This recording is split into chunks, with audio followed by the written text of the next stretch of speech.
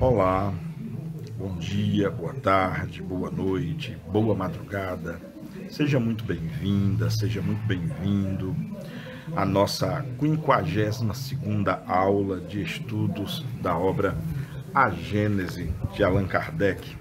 Meu nome é Marcos Vinícius e mais uma vez eu quero convidá-las e convidá-los para passarmos aqui mais ou menos uma hora estudando, considerando, debatendo estes assuntos que são interessantes, fascinantes, importantes, relevantes, pertinentes à doutrina espírita e à ciência. Você que é amante de ciência, de doutrina espírita, você que pertence à fé espírita ou não, sejam bem-vindas e bem-vindos, pois, claro, essas videoaulas elas são ambientadas no arcabouço espírita, porque ele é voltado, a aula é voltada não especificamente, mas claramente com bases espíritas, mas como o espiritismo, pelo menos ao meu ver, não deve ser encarado preponderantemente como uma religião, mas sim como Allan Kardec via a doutrina espírita como um compêndio filosófico, uma doutrina filosófica, uma ciência de observação, cujo principal objetivo é a reforma moral do ser humano e a consequente mudança da sociedade para melhor. Então, e eu compactuo totalmente com essa ideia, portanto, não no aspecto religioso, embora não negando, porque sim, a doutrina espírita tem um aspecto religioso também, uma vez que basta lembrar que o principal axioma, o primeiro axioma mó da doutrina espírita é a existência de Deus, com todas as suas propriedades. Isso já imputa à doutrina o aspecto religioso, mas não a religião cega, a religião dogmática ou religião institucional que Allan Kardec se opunha ferrenhamente. O que eu quero dizer com tudo isso é que você que não pertence à fé espírita e que acabou de um jeito, de uma forma ou de outra, chegando a esses vídeos, seja bem-vindo também, seja bem-vinda, esteja à vontade para estar aqui junto conosco, compartilhe também, se você julgou que esse vídeo é interessante, se esse projeto foi interessante. A propósito, não deixe de deixar o seu gostei aí, se você gostou. Obviamente, se não gostou, você retira ou até deixa aí o não gostou, né? Mas use a aba de comentário, comentem, deixe aí a sua apreciação, a sua crítica, o seu elogio, se for cabível, a sua pergunta, alguma dúvida que você tiver, expresse sua opinião, fique à vontade, tá? Essa aba de comentário é para que todos possam utilizar. Eu fico muito grato se vocês interagirem também, isso é muito importante. Não deixem de se inscrever no canal também, é muito importante para a manutenção do mesmo. O nosso grupo é pequeno de estudo, é um grupo muito... um número muito pequeno de adeptos do canal, mas é um grupo fiel, é um grupo que está atento aqui às nossas observações, tá bom? Então, como eu também gosto sempre de fazer em todas as videoaulas, né, eu gosto de pontuar no tempo e no espaço o momento no mundo, né, na gravação dessa videoaula. Eu estou gravando essa videoaula numa manhã de quinta-feira, 9 de setembro de 2021. O mundo ainda continua com a pandemia da Covid-19, os números estão muito pequenos, tá? Ontem foram registradas, se eu não me engano, 720 mortes, né? 720 óbitos, que em comparação às quase 4.000 mortes por dia lá pelo mês de abril, mês de março, abril, desse mesmo ano, claro que essa cota de 720 óbitos é muito menor. Mesmo assim, o número ainda é alto, né? 700 pessoas morrerem todos os dias, em média, em função de uma única causa, uma única doença. E é bom lembrar que você vai estar assistindo esse vídeo, você vai estar me ouvindo, provavelmente a partir de quarta-feira, dia 15. Então, isso que eu estou falando, para você que está me ouvindo agora, da sua perspectiva, eu estou falando coisas de uma semana atrás, praticamente. Óbvio, eu não sei como estará o mundo daqui a uma semana, mas o objetivo de eu estar falando isso é simplesmente para que você tome cuidado. Ainda há uma pandemia lá fora, embora aqui na nossa terra alencarina, né, Fortaleza, no Ceará e no estado inteiro, né, tudo está abrindo, tudo está voltando assim ao normal, comércio, eventos, enfim, locais públicos, escolas públicas e particulares voltando já ao regime presencial. É só o meu apelo para que você tenha cuidado. Não é hora de desprezar a máscara. A máscara é muito importante. Use a máscara se você precisar sair de casa. E, por favor, use a máscara de maneira correta. Eu tenho visto muitas pessoas usarem a máscara para cobrir o queixo. Estão protegendo o queixo. Está errado. Não adianta de nada você usar a máscara só para cobrir o queixo. Não precisa nem usar. A máscara tem que cobrir o nariz e a boca, cobrir todo o nariz e a boca. Se quiser aproveitar e cobrir o queixo também, não tem problema não. Mas o mais importante é cobrir o nariz e a boca. Use a máscara de maneira correta. Higienize as suas mãos sempre que você tiver a oportunidade. Isso é muito importante. Evite ficar colado das pessoas. Faça um distanciamento, se for possível. Ali, sabe, quando uma pessoa tosse ou ela espirra, ou mesmo falando, gotículas de saliva da pessoa ficam em suspensão no ar. Imagina a pessoa sem máscara, ou com a máscara cobrindo o queixo, né, que não vai, ou só o queixo, que não vai adiantar nada. Então, cuidado para essas observações. E, finalmente, antes de iniciarmos a nossa aula, tome a sua vacina. O número de vacinados no nosso estado, no nosso país, ainda é muito baixo. Ontem, há dados de ontem, no Brasil todo, não chegamos nem a 32% do número de vacinados. Então, ainda é muito perigoso lá fora, tá bom? Cuidem-se, cuidem daqueles e daquelas que vocês amam, pois cuidar de si mesmo e cuidar do próximo é um gesto de amor, tá bom? Bom, dando início, então, à nossa videoaula de número 52, estamos estudando a Gênese no seu capítulo 11, que é a Gênese espiritual. Estamos estudando o capítulo, o item, na verdade, subitem da raça adâmica. E vamos entrar hoje no item 39.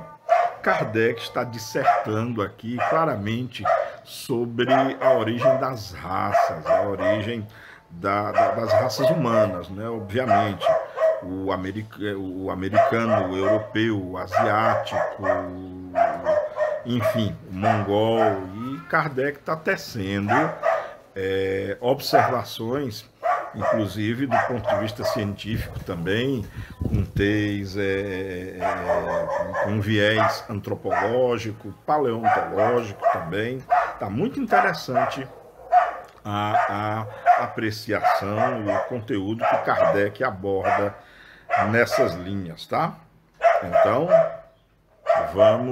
vamos nós, então. No item 39, Kardec escreve o seguinte: no estado atual dos conhecimentos, não é admissível a doutrina segundo a qual todo o gênero humano procede de uma individualidade única, de há 6.000 anos somente. A esta parte, tomada a ordem física e a ordem moral, as considerações que a contradizem se resumem no seguinte: do ponto de vista fisiológico, algumas raças apresentam características típicos particulares que não permitem se lhes assinalem uma origem comum. Há diferenças que, evidentemente, não são simples efeito do clima, pois que os brancos que se reproduzem nos países dos negros não se tornam negros, e reciprocamente. O ardor do sol tosta e brune a epiderme, porém, nunca transformou um branco em negro, nem lhe achatou o nariz ou mudou a forma dos traços da fisionomia, nem lhe tornou lanzudo e encarapinhado o cabelo comprido e sedoso. Sabe-se hoje que a cor do negro provém de um tecido especial subcutâneo peculiar à espécie. Há-se, pois, de considerar as raças negras, mongólicas, caucásicas, como tendo origem própria, como tendo nascido simultânea ou sucessivamente em diversas partes do globo. O cruzamento delas produziu as raças mistas secundárias. Os caracteres fisiológicos das raças primitivas constituem indício evidente de que elas procedem de tipos especiais. As mesmas considerações se aplicam, conseguintemente, assim aos homens quanto aos animais, no que concerne à pluralidade dos troncos. E aí Kardec pede para darmos uma olhada, ou a editora sugere para darmos uma revisada no capítulo 10, do número 2 e seguinte. Bom, vamos lá. Como eu já tenho dito anteriormente, nas nossas videoaulas predecessoras, o Kardec comete inúmeros erros nessas reminiscências, mas por falta de conhecimento. Eu sempre bato na tecla de que nós estamos estudando um texto de 1868 e nós estamos em 2021. É óbvio que de lá até aqui, muito conhecimento foi adquirido, muito conhecimento foi desenvolvido, principalmente na área da geologia, da paleontologia, da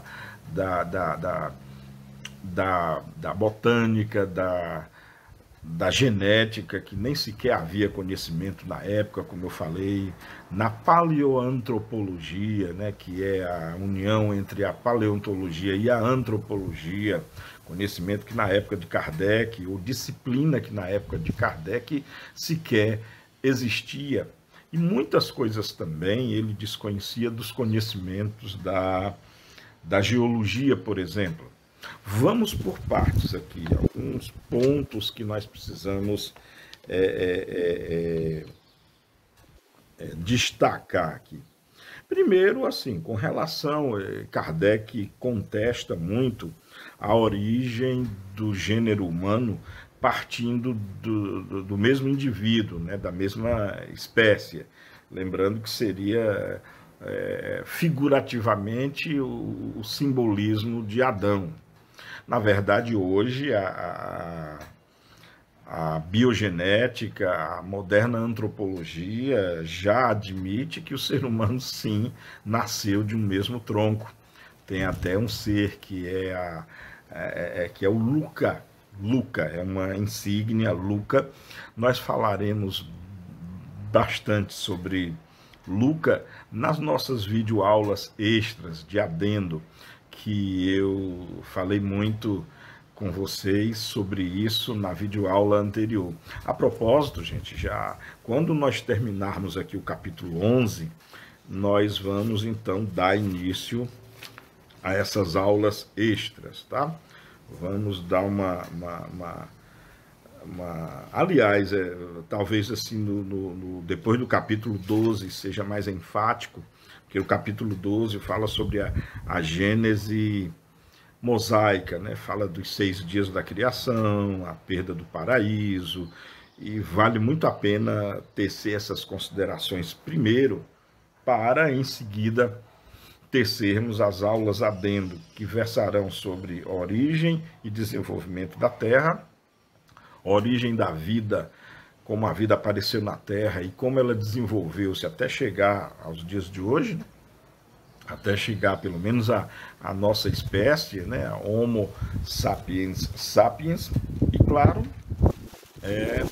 talvez também uma videoaula muito instrutiva sobre darwinismo, sobre realmente o que significa a teoria de Darwin, porque a julgar pelos comentários descabidos que se ouve por toda parte, as pessoas não entendem de darwinismo, não entendem da teoria da evolução e ficam dizendo coisas totalmente descabidas, como, por exemplo, que Darwin afirmou que o homem veio do macaco.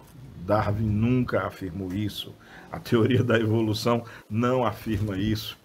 E a prova cabal disso é que nós existimos, seres humanos, ninguém vai duvidar disso, e os macacos também existem. Se nós somos a evolução dos macacos, os macacos não deveriam existir, uma vez que eles evoluíram em nós, mas eles continuam existindo, então são espécies diferentes, semelhantes, claro, em muitos aspectos, mas semelhantes.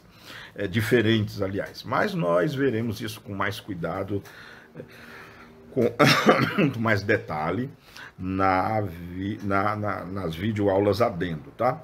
Então, quando Kardec afirma que o gênero humano não procede de uma individualidade única, hoje a ciência já mostra que sim, o ser humano ele vem de uma individualidade única, que é um ser chamado Luca. Claro que quando a ciência diz individualidade única, não foi necessariamente uma protocélula, por assim dizer, talvez diversas protocélulas. E claro também, a teoria da Luca, nós veremos mais para frente, claro que é uma teoria, é a forma como a ciência enxerga o aparecimento da vida hoje. E a ciência é assim, isso é o que eu acho admirável da ciência. Ela se autocorrige o tempo todo, ciclicamente.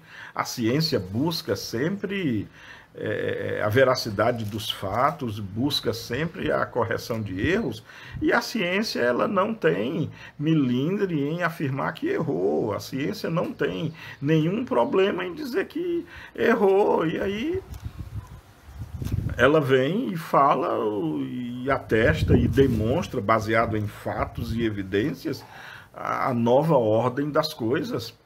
A ciência passou por muitos anos, por séculos até, no período da ignorância humana, afirmando que a Terra era plana e que o Sol girava em torno da Terra. Provou-se há mais de 300 anos antes de Cristo que a Terra é esférica. Curiosamente, ainda nos dias de hoje, um grupo de pessoas totalmente sem noção, sem conhecimento, puros e ignorantes, defendendo ainda nos dias de hoje que a Terra é plana, né? Ou seja, totalmente falso, mas só para vocês verem o que a falta de conhecimento científico pode nos levar. E isso é perigoso porque não é só o negar a realidade de que a Terra é plana, a realidade, perdão, de que a Terra é esférica. Até eu me confundo aqui nessas ideias tão falaciosas. Você negar que a Terra é esférica e defender que a Terra é plana, isso abre margem a muitas outras coisas e bem mais perigosas, como as afirmações de que vacinas fazem mal, o que é uma mentira, o que é uma inverdade, pois as vacinas fazem bem, as vacinas curam o homem de muitas doenças, poliomielite, sarampo, coqueluche, tétano, hanseníase, que é a lepra, cachumba, uma série de doenças que a humanidade obtém cura naturalmente através das vacinas. A própria Covid-19, que é a pandemia na qual nós estamos vivendo ainda nos dias de hoje, muitas, mas muitas e muitas vidas foram salvas por causa da vacina. E no nosso país, o número de mortes foi tão alto por incompetência das autoridades governamentais do nosso país que erraram muito e feio na administração dessa pandemia. Mas é um assunto que eu não vou entrar na pauta, não é o objetivo do canal, eu só estou argumentando alguns pontos, tá?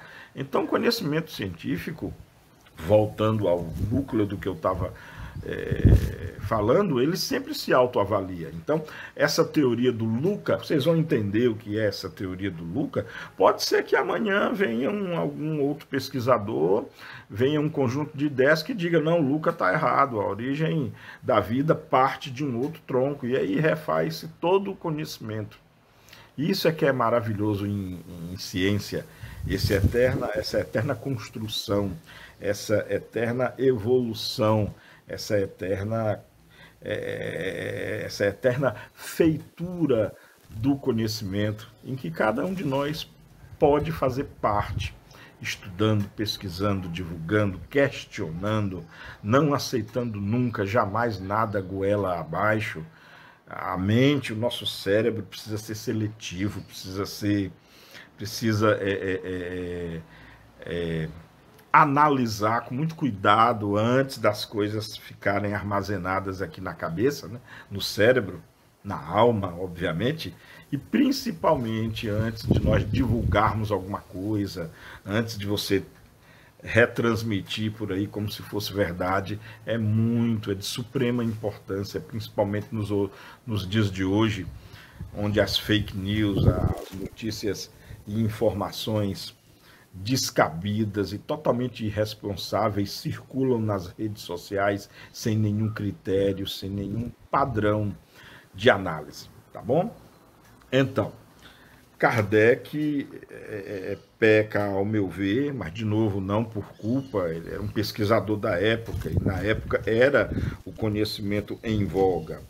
Um outro detalhe muito interessante que ele fala é a respeito do tempo, né? Ele fala um pouco, nós vamos ver até aqui mais para frente, a questão do tempo bíblico, né? A ideia quando ele diz aqui, ó, o gênero humano não procede de uma individualidade única, de há 6.000 anos. Então, Kardec, 6.000 anos, todo mundo sabe que é mais ou menos o tempo bíblico da criação, admitido hoje. E a ciência já demonstrou que os primeiros hominídeos que iriam evoluir até nós hoje, eles apareceram há mais ou menos 120.000 anos atrás. E isso, a espécie humana começou a florescer na Terra não há 6.000, mas há 120.000 anos atrás. Então, nesse aspecto, Kardec está certíssimo em duvidar, em questionar, pelo menos, esse parâmetro temporal do aparecimento da espécie humana em simples 6.000 anos. 6.000 anos, gente, não dá para cobrir nem sequer a história de todas as civilizações. Para nós compreendermos o aparecimento, crescimento, apogeu, declínio e queda de grandes civilizações como o Egito Antigo, os caldeus, a Babilônia, os romanos não, babilônios, romanos, persas, são civilizações bem mais recentes, mas a história das civilizações, elas remontam, e isso embasado em artefatos, em utensílios encontrados, né, por arqueólogos, e paleontólogos também, encontrados ao longo do tempo e às vezes utensílios que datam de mais de 10 mil anos. Ou seja, a utilização de ferramentas com evidências de datação de mais de 10, 12, às vezes 14 mil anos. Hoje a moderna antropologia sabe, nós vamos depois falar disso com mais detalhes lá nas tais videoaulas adendo, que o ser humano apareceu aqui na Terra, os primeiros hominídeos, tá? Não foi a nossa espécie própria, o Homo sapiens sapiens, mas os primeiros hominídeos apareceram ali por volta de 120 mil anos atrás. Então, uma cota temporal absurdamente maior do que os 6 mil anos bíblicos, tá bom? Outra coisa interessante, que o Kardec, aqui no texto dele, ele tem dificuldade muito grande em entender o aparecimento das raças diferentes. Ele fala que da melanina, pelo menos aqui na minha tradução, ele se refere, ele diz até assim, ó, eu estou abordando o item 39 ainda, ele se refere assim: sabe-se hoje que a cor do negro provém de um tecido especial subcutâneo peculiar à espécie. Esse tecido peculiar subcutâneo que Allan Kardec se refere, que na verdade não é um tecido, é um pigmento, é uma substância química. Então o erro começa aí, não é um tecido, é uma substância química conhecida como melanina. A melanina é que dá a cor negra, a raça negra. E o branco também, o branco produz a melanina, tá? O único ser humano, a única raça humana que não produz a melanina é o albino. O albinismo, inclusive, é uma falha genética no grupo de genes que projeta, que constrói a proteína que dá a melanina.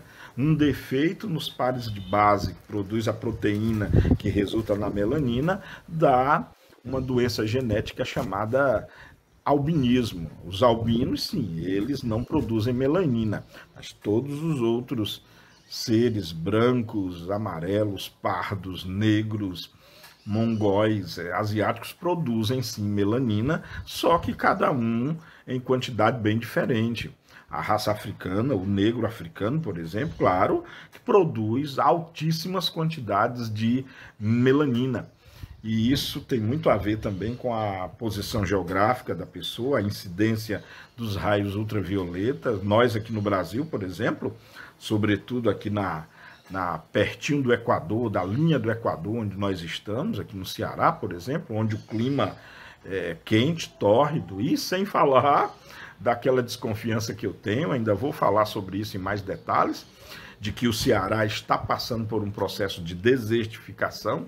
Então, sim, aqui a nossa pele é estimulada à produção de melanina também, que inclusive é uma substância que protege a pele humana dos raios ultravioletas, que são danosos à pele, ao sistema celular epitelial, que pode resultar, inclusive, não só pode, como é, os raios ultravioletas, né, a causa da enorme quantidade de câncer de pele que se verifica nessas zonas quentes, tá?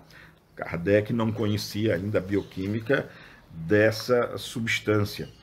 Outra coisa interessante que nós precisamos comentar é que Kardec usa o argumento do clima. Na época, claro, muitos cientistas, muitos pesquisadores, eles tentaram explicar a diferença das espécies unicamente através do clima. E Kardec aqui contestando que o clima não poderia explicar o aparecimento de novas raças. É um erro, porque o clima explica muito. Acontece que não é só o clima é só uma variável dentre outras, tá? Tem a história da genética, que eu já toquei nessa tecla já uma série de vezes, muitas vezes. Não é só o clima, tá? O clima é só um fator fenotípica, ou seja, que causa modificações, com certeza, nas células, modificações essas que em bioquímica nós chamamos de mutações, e essas mutações genéticas vão fazendo aparecer novas espécies de células. Acontece que isso não acontece da noite para o dia, isso acontece em milhares de anos, em centenas de anos, centenas e milhares de anos, e não é possível compreender isso sem o conhecimento da genética, que Kardec não conhecia na época, nem Kardec, nem os seus companheiros da época, os pesquisadores da época. E não é só a genética, não, conhecimentos de geologia também. Hoje nós sabemos, por exemplo, que um dos fatos científicos mais importantes que a ciência já descobriu é a tectônica de placas. Sabe, é o fato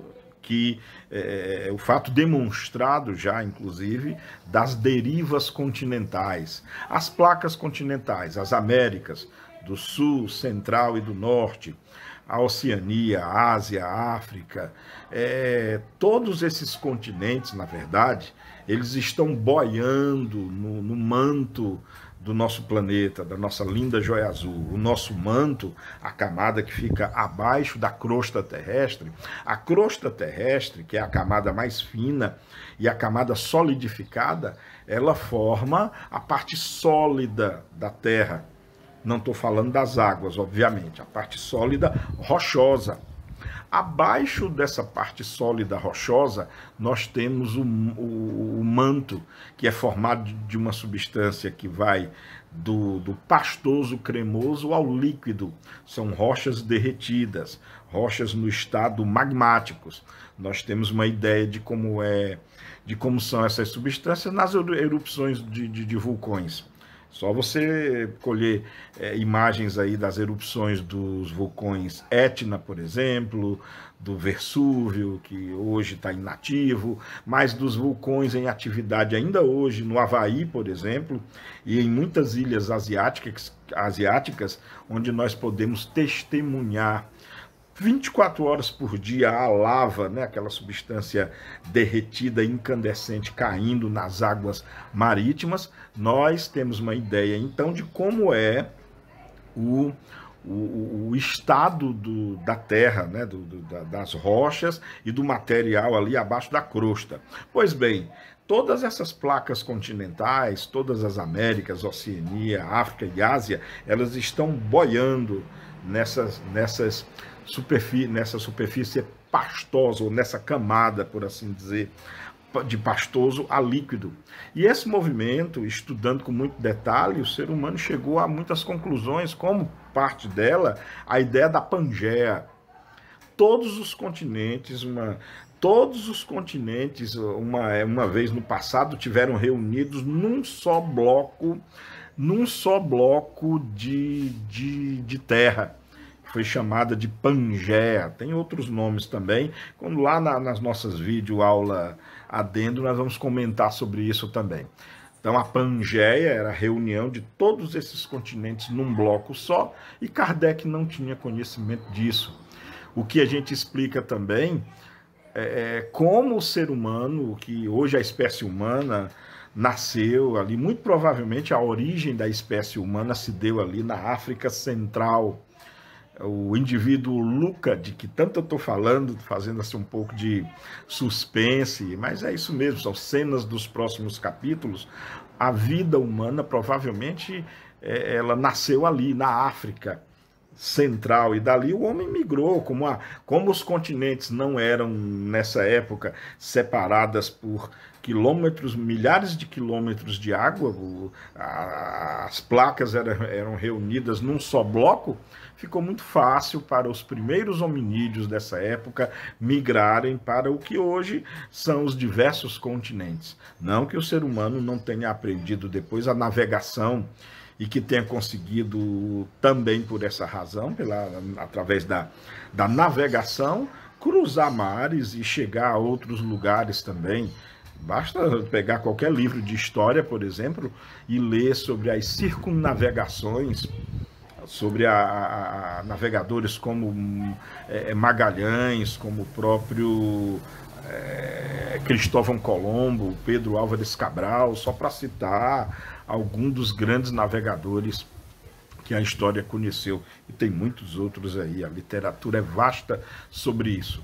Então, quando você junta todas essas reminiscências, clima, geologia, aspectos genéticos, mutação, Kardec e nenhum cientista da época sabia o que era mutação celular.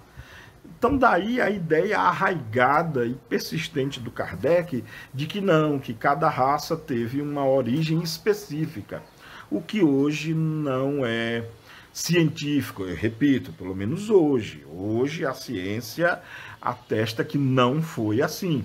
Se no futuro a ciência descobrir coisas diferentes, bom, como Jesus dizia, né, um dia de cada vez. Quem chegar lá, quem viver verá, vai testificar. E todos nós viveremos, né? Quer seja no plano encarnado, quer seja no plano espiritual, e quem gosta desses assuntos vai estar estudando sempre, tá bom? Bom, isso encerra, eu acho que o item 39. Passemos então ao item 40 aqui agora. No item 40, Allan Kardec expressa-se da seguinte forma: Adão e seus descendentes são apresentados na Gênese como homens sobremaneira inteligentes, pois que, desde a segunda geração, constroem cidades, cultivam a terra, trabalham os metais. São rápidos e duradouros seus progressos nas artes e nas ciências. Não se conceberia, portanto, que esse tronco tenha tido como ramos numerosos povos tão atrasados, de inteligência tão rudimentar, que ainda em nossos dias rastejam a animalidade, que hajam perdido todos os traços e até a menor lembrança do que faziam seus pais. Tão radical diferença nas aptidões intelectuais e no desenvolvimento moral atesta com evidência não menor uma diferença de origem. Bom, as diferenças culturais e tecnológicas, elas representam um fato, ou até um conjunto de fatos. Acho que comentamos isso um pouco ali pelo final da videoaula anterior. Basta observar, por exemplo, o desenvolvimento tecnológico das sociedades atuais. Olha a tecnologia, por exemplo, que eu estou utilizando para gravar essa videoaula. A tecnologia que vocês estão utilizando para ouvir e assistir essa videoaula. Computação, telefonia celular, aviões a jato, porta-aviões, trens, bala, microeletrônica, computação. Hoje você vai ao banco, você não precisa mais geralmente de um ser humano, uma maquinazinha lá, o caixa eletrônico, ele atende aí as suas necessidades. Olha agora em contrapartida algumas sociedades que ainda vivem num atraso tecnológico tamanho. Sociedades que ainda vivem muito da agricultura, da terra, do cultivo, da plantação, que não tem tecnologia, que não tem níveis tecnológicos de transporte, de medicina. Então, ainda hoje há essas diferenças. E realmente, no passado, existiram civilizações, eu falei disso também, ou nisso na nossa videoaula passada, os construtores de pirâmides, por exemplo. Olha o Império Egípcio no auge, a civilização romana, os persas, os babilônios, os maias. Não foram só os egípcios que fabricaram pirâmides, né? Os incas, os maias também. Lá em Machu Picchu, né? Em Machu Picchu, no Peru, se eu não me engano, no Peru, aquela civilização que desapareceu também, pode-se dizer, da noite para o dia. Tem-se realmente muitos mistérios. E a bem da verdade, é preciso deixar bem claro que a ciência, e as outras áreas do conhecimento humano, filosofia, religião, nenhum de nós tem ainda o conhecimento da verdade de fato, o conhecimento do que de fato aconteceu, porque são acontecimentos de épocas longevas em que não há registro documental. Eu, você, qualquer pessoa, se você quiser saber acerca da sua origem, é só ir num cartório lá, onde você foi batizado, e ver lá, você consegue pesquisar as suas origens, dá para saber isso. Talvez até aí uma quinta ou sexta geração, mas como descobrir coisas, sem sombra de dúvida alguma, coisas que ocorreram há milhares de anos, há milhões de anos, existe uma impossibilidade aí nisso. É por isso que todo cientista consciente, todo pesquisador consciente, ele entende, assim como eu entendo também, que, por exemplo, as teorias sobre a origem da vida são teorias, nenhum de nós pode ter certeza que foi desse jeito. Porque é um conhecimento perdido, está no passado, não há como resgatar, porque ocorreu há muito tempo, no tempo em que não havia nem consciência a respeito disso. Olha só, a vida parece ter aparecido na Terra há 3 bilhões e 800 milhões de anos atrás. E a vida, quando eu estou falando vida nesse período, não é a vida como nós conhecemos hoje, não, tá? Pássaros, árvores, insetos, vacas, cachorros, gatos, crocodilos, girafas, seres humanos, não. Há 3 bilhões e 800 milhões de anos atrás, apareceu a vida a nível molecular, ainda não era, talvez nem fosse vida propriamente dito. Daí a evolução até chegar a uma célula eucariótica, por exemplo, aí foram mais bilhões de anos, milhares de anos para que isso acontecesse. E da célula eucariótica até tornar-se sistemas bem mais complexos, multicelulares, outros milhares e talvez bilhões de anos. E para chegar até ao primeiro hominídeo, aí foram éons de tempo. É muito importante entender isso, tá? É muito importante mesmo. E aí Kardec faz essa interpretação. Só que ele está baseado realmente nos relatos bíblicos, né? Na história do Adão, da Eva, do Caim, do Abel, que foi a primeira família, pode-se dizer. Mas aí, bom, eu espero não ferir a consciência de ninguém, não é esse o meu objetivo, mas assim, essa história do Adão, Eva, Caim, Abel, a primeira família, para mim, está muito claro que é uma história alegórica, gente, não é uma coisa factual, não. A Gênese bíblica é uma história meio que fabulosa, um conto de fadas, que aliás você encontra correspondente. Quando você lê com muito cuidado a Gênese bíblica, você encontra semelhanças assim, às vezes quase cópias da mitologia grega, de textos gregos muito mais antigos. Então, você não pode, pelo menos na minha opinião, levar a Gênese bíblica ao pé da letra e achar que ali é a história do aparecimento da Terra, que é a história do aparecimento do ser humano. No capítulo 12, por exemplo, aqui mesmo de A Gênese Espírita, a Gênese kardeciana, ou kardecista, como queira, nós veremos a Kardec vai falar acerca da criação da Terra em 6 dias, e é óbvio que a Terra não foi criada em 6 dias. A Terra tem aproximadamente 4 bilhões e 500 milhões de anos, e ela não foi criada em 6 dias. A água apareceu na Terra bilhões de anos depois da formação da própria Terra.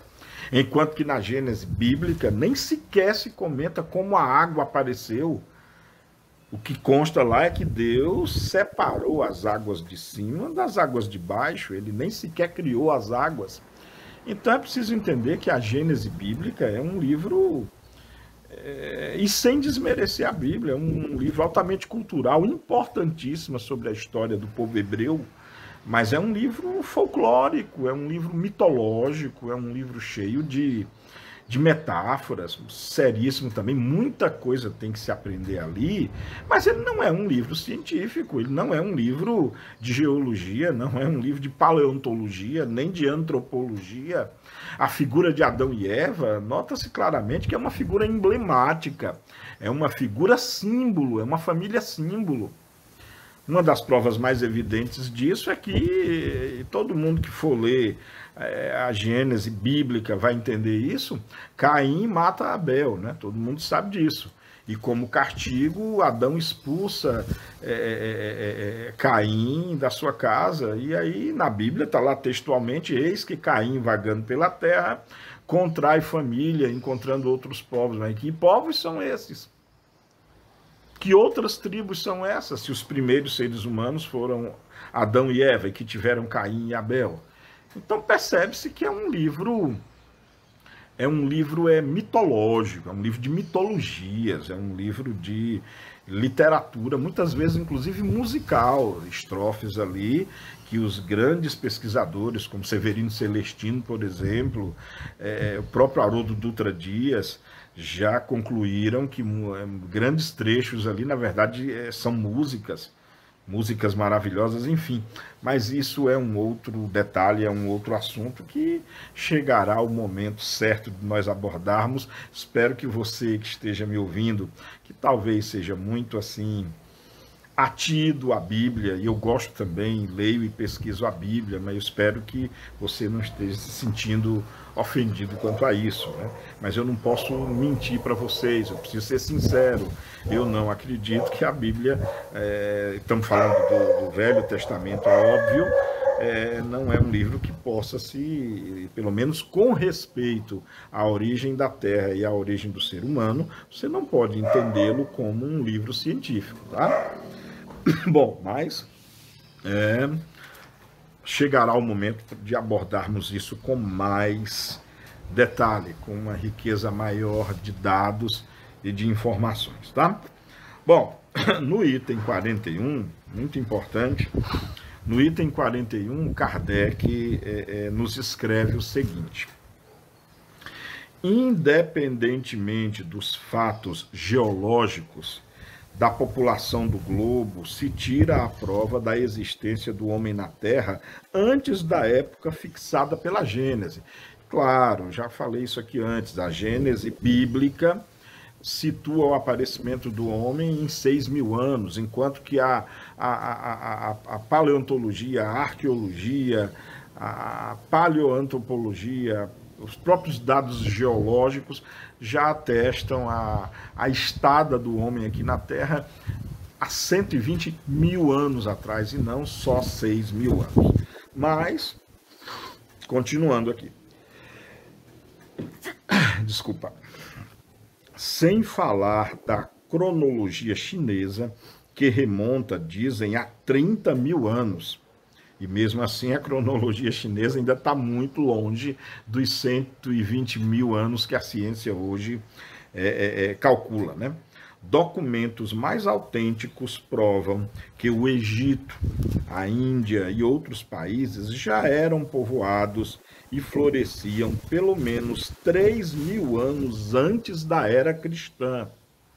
3.000 anos antes da era cristã, comparado à época em que se foi escrito, 1868, geologicamente arredondando lá para os anos 2000, já são 5.000 anos atrás. Esses locais, como Egito e Índia, já eram povoados de há muito tempo, mostrando, claro, o erro bíblico em se levar o aparecimento do ser humano a 6.000 anos atrás, né? Bom, mas Kardec continua aqui, ó. Egito, a Índia e outros países já eram povoados e floresciam pelo menos 3.000 anos antes da era cristã. 1.000 anos, portanto, depois da criação do primeiro homem, segundo a cronologia bíblica. Documentos e observações recentes não consentem hoje dúvida alguma quanto às relações que existam entre a América e os antigos egípcios, donde se tem de concluir que essa região já era povoada naquela época. Forçoso então seria admitir-se que, em 1000 anos, a posteridade de um único homem pôde povoar a maior parte da terra. Ora, semelhante fecundidade estaria em antagonismo com todas as leis antropológicas. Com certeza, gente, em 1000 anos não daria para um casal só, né? Adão e Eva, povoar o mundo nas condições em que se demonstra a demografia da época. E nem mesmo, e principalmente não, e nem mesmo explicar o contato da cultura egípcia com a cultura americana. Lembra que eu falei que os egípcios não foram os únicos construtores de pirâmides? Os maias, astecas, que geraram onde hoje temos o México, a Guatemala, por exemplo. Então, Kardec está aventando, assim como muitos pesquisadores da época, a colonização ou talvez povoamento dessas regiões pelo mesmo tipo de povo. Tem uma nota aqui na minha edição, tá? Tem uma nota na minha edição que diz o seguinte, é uma nota da editora, tá? Eu vou ler acerca desse detalhe, que termina o item 41. Na Exposição Universal de 1867, apresentaram-se antiguidades do México que nenhuma dúvida deixam sobre as relações que os povos desse país tiveram com os antigos egípcios. O senhor Leon Mequedan, numa nota afixada no templo mexicano da exposição, assim se exprimia: não é conveniente se publiquem prematuramente as descobertas feitas do ponto de vista da história do homem pela recente expedição científica do México. Entretanto, nada se opõe a que o público saiba desde já que a exploração assinalou a existência de grande número de cidades desaparecidas com o tempo, mas que a picareta e o incêndio podem retirar de suas mortalhas. As escavações puseram a descoberto por toda parte 3 camadas de civilizações que dão ao mundo americano uma antiguidade fabulosa. É assim que todos os dias a ciência opõe o desmentido dos fatos à doutrina que limita a 6.000 anos a aparição do homem na Terra e pretende fazê-lo derivar de um tronco único. Bom, aqui essa nota com relação à Exposição Universal de 1867, ou seja, anterior à publicação do próprio livro A Gênese, e foi uma exposição na Europa que realmente versava sobre a cultura universal, era como se fosse um museu natural de desenvolvimento e origem do mundo e das coisas da natureza e das civilizações. E aqui realmente, como nós já falamos, o combate principal era a questão das datas, né? Data de origem, os 6.000 anos bíblicos, que não se coadunam em hipótese alguma com, inclusive, os achados, que está aí o senhor Leon Mequedan, arqueólogo, inclusive, também, que, aliás, a arqueologia tem demonstrado, como eu já falei, o aparecimento de artefatos, utensílios, ferramentas, armas utilizadas aí há mais de 12, 14, 50 mil anos atrás. E com relação também às cidades desaparecidas, realmente ainda hoje se verifica em muitos lugares do mundo, né? A própria nossa querida Aila, aqui em Fortaleza, né? A freira Aila, amiga lá do Haroldo Dutra, tem estudos maravilhosos a esse respeito, inclusive com relação aos achados de Qumran, mas aí é uma coisa mais com relação aos textos do Novo Testamento, né? Já é uma época bem mais avançada, bem mais nas épocas do Cristo. Já estamos aqui no limiar da época antiga para a época de Cristo, né? A virada do calendário do antes e depois de Cristo. Mas a arqueologia realmente sempre atestou e atesta ainda nos dias de hoje aparecimentos de ferramentas, como eu falei, utensílios, armas, outras espécies de animais. Semana passada mesmo eu vi aí em algum programa jornalísticos a descoberta de mais uma espécie de dinossauro, cujos fósseis foram encontrados. Então a arqueologia realmente tem muita coisa ainda a se descobrir, a se desvendar. É possível até também que eu faça uma videoaula também sobre fósseis, como se formam os fósseis. Eu acho que isso vai esclarecer também muitos dos nossos pontos de vista. Tá? Bom, e aí para terminarmos então, o item 42, Kardec, para terminar esse item, Kardec assim se refere. Ainda mais evidente se torna a impossibilidade, desde que se admita, com a Gênese, que o dilúvio destruiu todo o gênero humano, com exceção de Noé e sua família, que não era numerosa, no ano de 1656 do mundo, ou seja, 2348 antes da era cristã. Isso no dizer bíblico, tá? Naquela ideia dos 6.000 anos da história da Terra. Não vão confundir com 1656, lá em plena Idade Média, tá? Século 17. Em realidade, pois, daquele patriarca que dataria o povoamento da Terra. Ora, quando os hebreus se estabeleceram no Egito, 612 anos após o dilúvio, já o Egito era um poderoso império que teria sido povoado, sem falar de outros países, em menos de 6 séculos, só pelos descendentes de Noé, o que não é admissível. Inclusive, essa história de Noé, gente, é outro conto. Eu sei que tem muita gente que acredita piamente nisso, nesse relato, mas é um conto também fabuloso.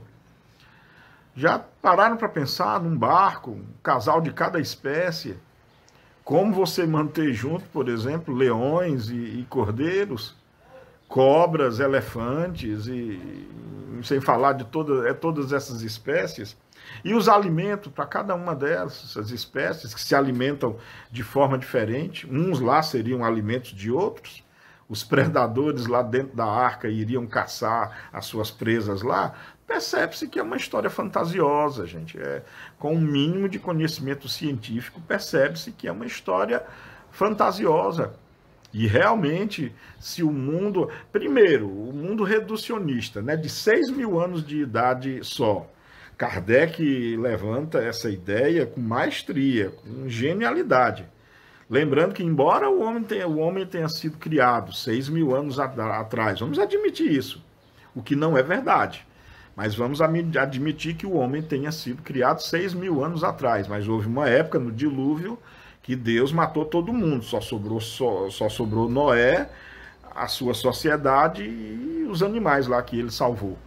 Em pouquíssimo tempo nós já temos civilizações egípcias, maias, sumérias, persas e tudo mais. Dá para perceber que tem alguma coisa, ou melhor dizendo, muita coisa errada aí nessa história. Como Kardec termina o primeiro parágrafo dizendo, não é admissível, não é o admissível. Notemos, continuando aqui o parágrafo, o segundo parágrafo, notemos de passagem que os egípcios acolheram os hebreus como estrangeiros. Seria de espantar que houvessem perdido a lembrança de uma tão próxima comunidade de origem, quando conservaram religiosamente os monumentos de sua história. E é verdade. Como que a humanidade toda, então, foi destruída pelo dilúvio, e mais tarde os egípcios receberam realmente os hebreus como estrangeiros? Como assim outras raças? E tudo acabou, se Deus destruiu tudo e começou tudo de novo a partir do povo hebreu. Ou seja, o povo egípcio da época deveria ser então proeminente da mesma raça. E simplesmente esqueceram disso, simplesmente desconsideraram, sem falar na cultura e nos monumentos. Olhe como tem realmente muito erro aí na Gênese bíblica, né? E para encerrar, rigorosa lógica com os fatos a corroborá-la de maneira mais peremptória, ou seja, acertada, Mostra, pois, e indubitável, né? Mostra, pois, que o homem está na terra desde tempo indeterminado, muito anterior à época que a Gênese assinala. O mesmo ocorre com a diversidade dos troncos primitivos, porquanto demonstrar a impossibilidade de uma proposição é demonstrar a proposição contrária. Se a geologia descobre traços autênticos da presença do homem antes do grande período diluviano, ainda mais completa é a demonstração.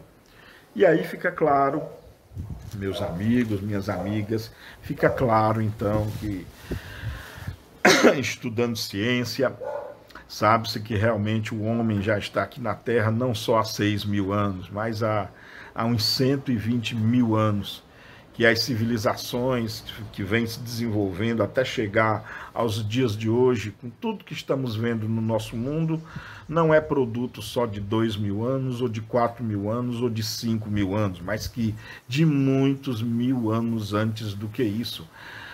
E é assim que a ciência trabalha, com evidência, não com simples palavreado.